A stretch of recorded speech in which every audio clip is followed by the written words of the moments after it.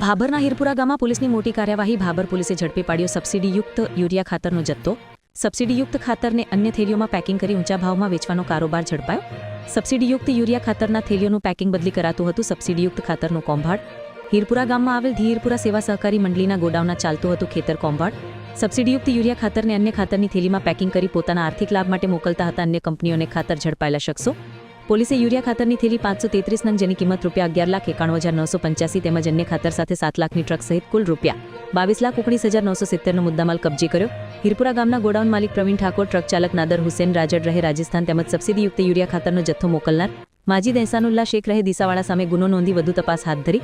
ઝડપાયેલા urea ખાતરના sample લઈને fertiliser analyst Gandhinagar મોકલી આપ્યા ખેતીવાડી વિભાગે પરીક્ષણ માટે. જે ખાતર પકડાયું છે પોલીસ પેટ્રોલિંગ દરમિયાન રાત્રિના પકડાયેલું હતું અને પોલીસ તંત્ર દ્વારા અમને જાણ કરતા અમે એક બીજા દિવસ ઘટના સ્થળે જઈ અને પોલીસ સ્ટાફ અને સાક્ષીઓની હાજરીમાં જે ખાતર હતું તેનું સેમ્પલિંગ નમૂના લેવાની કાર્યવાહી કરવામાં આવેલી છે અને નમૂના ગાંધીનગર ખાતેની અધિકૃત ખાતર ચકાસણી પ્રયોગશાળાએ મોકલી આપેલ છે.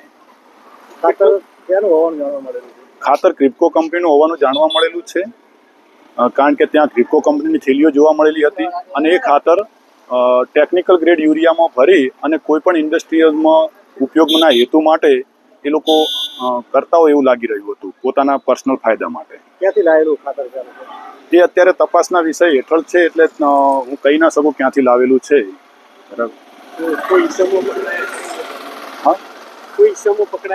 હા, ઈસમો 3 ઈસમો ત્યાંથી પકડાયેલા છે. પ્રવીણભાઈ ઠાકોર, પછી ત્યાં ટ્રક ડ્રાઈવર નાદિર હુસેન, આવું કંઈક નામ છે, એક્ઝેક્ટ મને નામ, અને એક ત્રીજા ઈસમ છે જેનું નામ ખુલ્યું છે. પકડાય કે નથી પકડાય એ પોલીસ તંત્રનો વિષય છે, પણ 3 ઈસમોના નામ ખુલ્યા છે. કેટલાનો જથ્થો છે?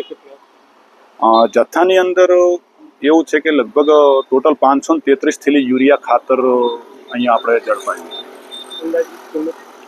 અંદાજિત આપણે મૂળ કિંમત જોવા જઈએ જો સબસિડી વગરની, મતલબ કે જે મૂળ કિંમતે જે યુરિયા ખાતર માર્કેટમાં આવે છે તો 11 લાખ ઉપર અંદાજિત થઈ શકે છે.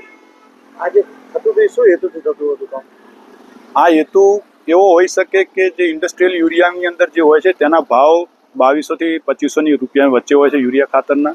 જ્યારે સરકારશ્રી આપણને કંપનીઓને સબસિડી આપી અને ખેડૂતોને ₹266.50 ખાતર પ્રોવાઈડ કરી રહી છે, તો કોઈ પણ પોતાના અંગત હેતુ માટે અથવા તો આર્થિક ફાયદા માટે આ લોકો દ્વારા જે સરકારશ્રીનું સબસિડીયુક્ત ખાતર છે તેને ઇન્ડસ્ટ્રીમાં ભરાવતા હોય અથવા ત્યાં ઉપયોગ કરતા હોય.